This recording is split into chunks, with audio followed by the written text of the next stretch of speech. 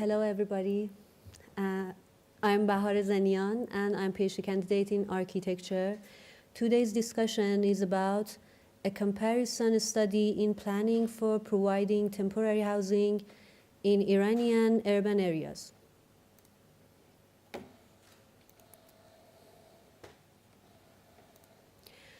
I want to talk about disaster planning. Disaster planning can be conducted in two parts. The first part, pre-disaster planning, and its aims are risk reduction, land locating, and preparedness.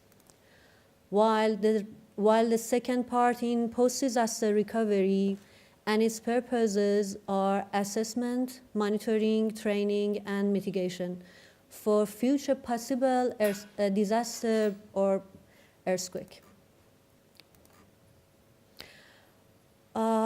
This research is done in two parts with two case studies. The first part in pre-disaster with Teheran, and the second part in post-disaster with Kermanshah. Causes of choosing both cities is high population and building density, low quality construction, and high vulnerability.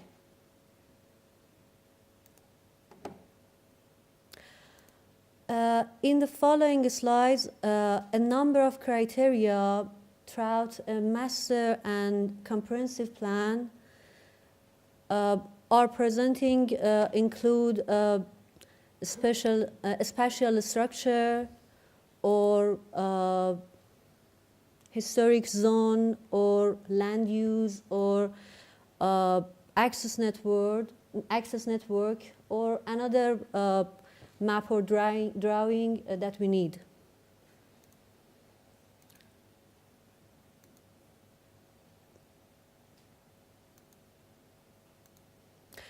Also, we choose two neighborhoods. The first neighborhood is Beryanak in District 10 of Tehran Municipality, and the second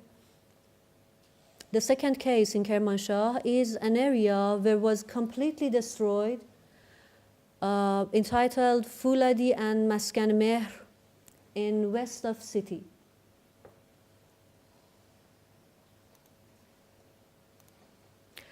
Also, you can see the access network and the land use in both neighborhoods.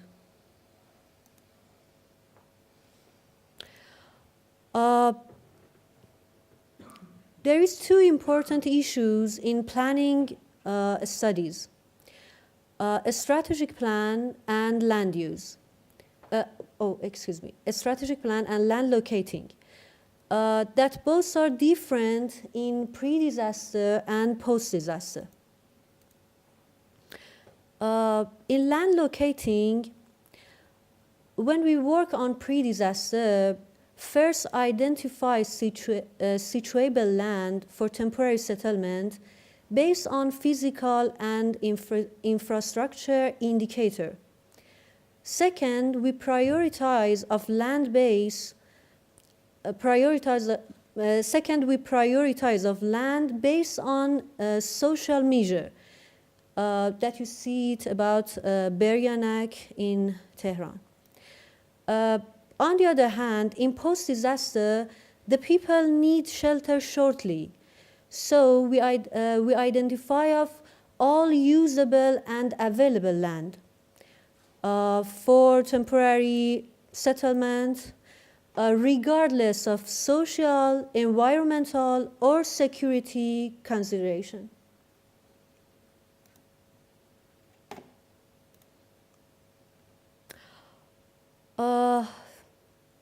There are also two approaches in planning. First, one of them is assess-based and another is need-based. These approaches show the difference between pre- and post-disaster. Asset-based in asset-based, development planning is based on community assets.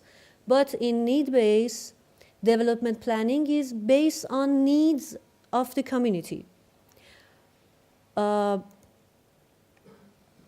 We usually use asset-based in pre-disaster planning because we have enough time for identifying local capacity and social asset. While the need-based is used in post-disaster planning because we don't have enough time and people urgently need shelter. Asset-based approach emphasizes capacity building, process-oriented, comprehensive, and emphasize the empowerment. But need-based depended on government policies.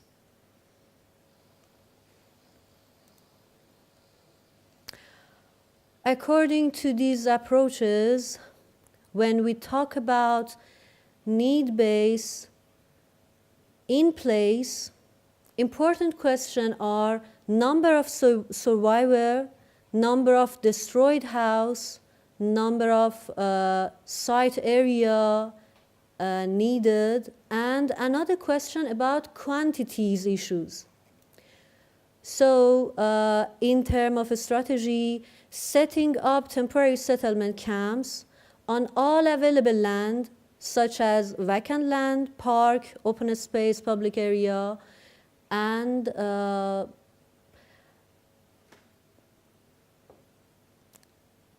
severe damage to the city's environment during the rehabilitation. It happened.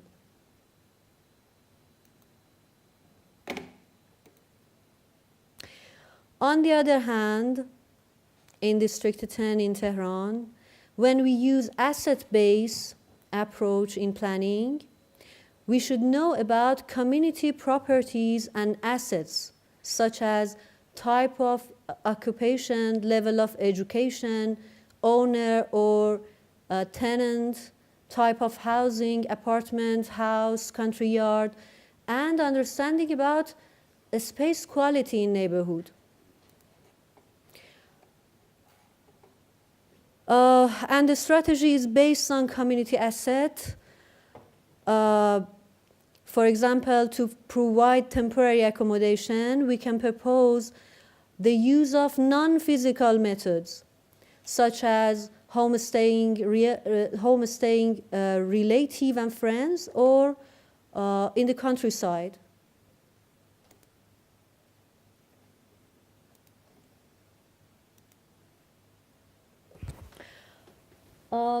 In asset-based land locating strategy in Beryanak, in Tehran, we did it. First, identify identify effective indicator for selecting temporary accommodation method. Second, neighborhood assessment based on indicators. And third, land valuation based on indicators.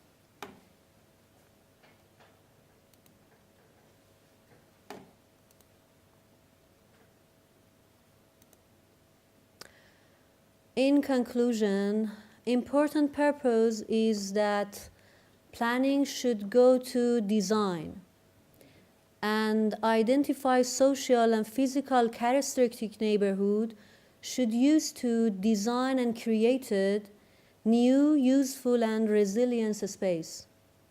In Beryanak, there are a number of open space that could be combined and used as multi-purpose function in pre- and post-critical situation.